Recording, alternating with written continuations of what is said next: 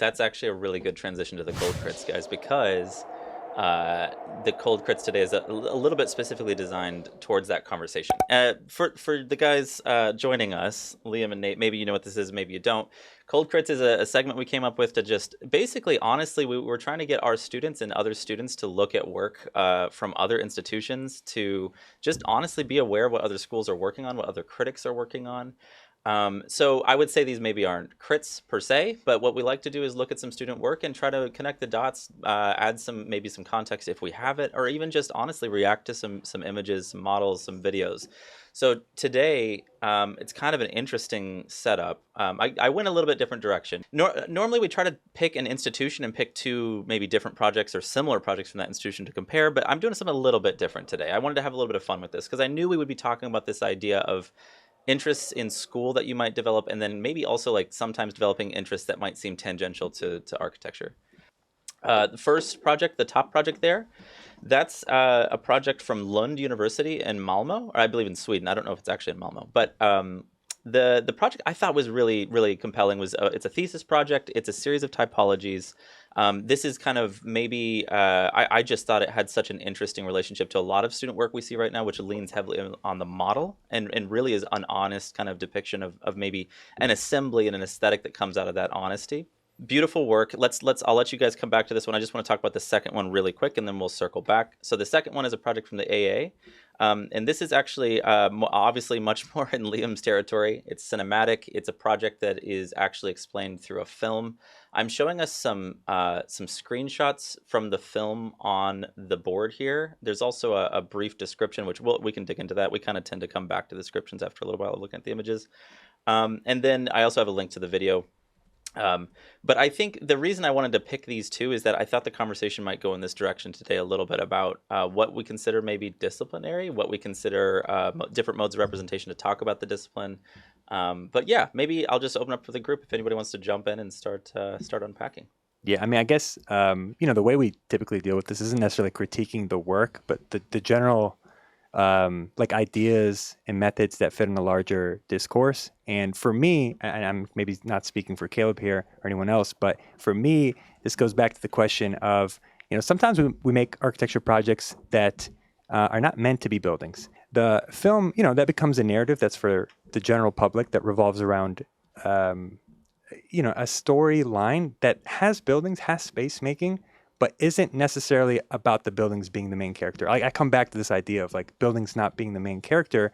And so both of these present themselves as products, two different ways of doing it, and it's for the masses. And to me, I know maybe the first project, the models, is a representation of space, but I actually read it totally different. I read it as a product that someone can actually buy and reproduce over and over and over again. So because of that, I actually really appreciate what I'm seeing here. And I think that kind of promotes the idea that an architect doesn't feel confined to necessarily need to make a building. And also, that's not a bad thing. I'm just saying these projects I think we picked on purpose because they start to echo ideas that aren't constrained to the discipline the way we understand it. Certainly isn't constrained to the ideas of Peter Eisenman, per se. That's not the realms that these things fit in.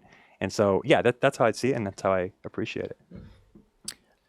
I mean, I think the first project brings up a number of questions of things that have been going on, certainly kind of within the academy. I mean, one is the return of models. So if there was there was a period probably 20, 25 years ago when, a lot of the new tools came into the schools. And so digital fabrication was big. You looked at a lot of, rapid prototyping, things at different scales.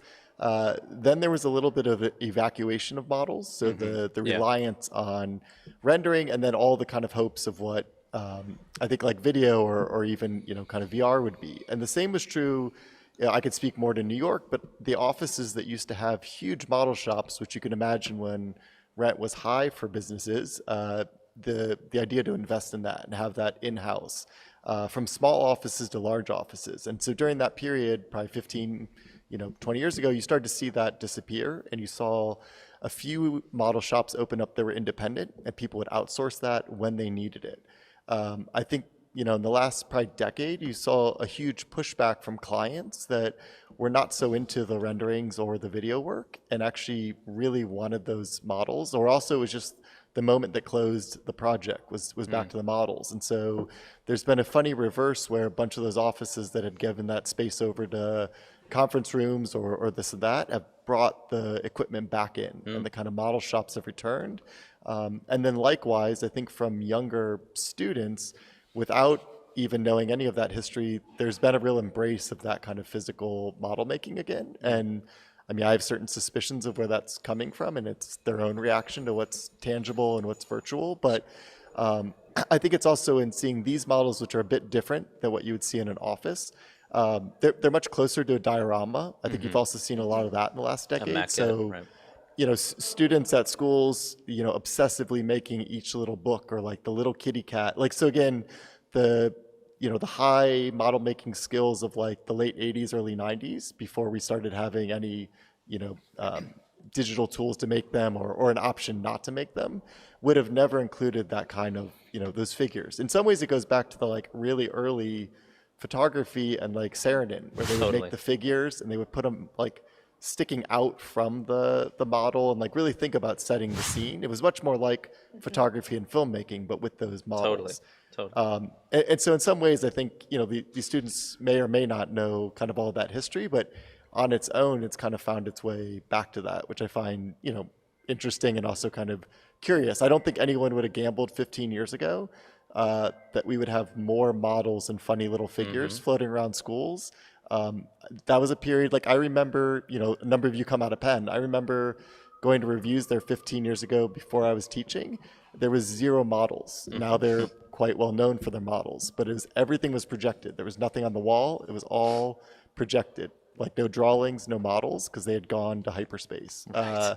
And so it's funny, I know even in the kind of time when you guys were there, how much that started to shift. So it's interesting, I think, seeing these two also in, at the same time, I think the video work has gotten so much more sophisticated, like the work that Liam's doing, and I'll let him jump in, is, way ahead of where it was 15, 20 years ago when they were trying to kind of replace models with that. So it's also a moment to rethink now, what could it be as you start to let clients and the audience back in with this technology that's in a whole different place than round one.